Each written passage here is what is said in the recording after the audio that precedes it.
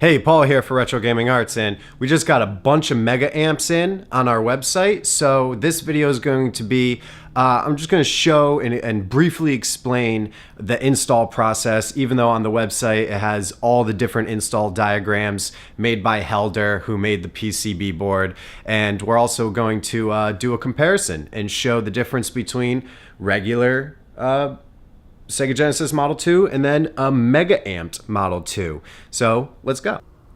So every single mega amp install diagram is different, but it all revolves around removing a bunch of capacitors and then wiring where the capacitors used to be to the chip. You also have to remove some resistors and bridge some connections. Now, these mega amps, they work for all the different models of the Genesis, but what you will have to remove will be different per Genesis, and then you will also have to bridge some connections on the mega amp itself depending on your model Genesis. There's also an unfiltered and a filtered switch, which I'll show you the difference between the sound of those after Streets of Rage and before Ranger X. I'll do a comparison of the filtered and unfiltered switches.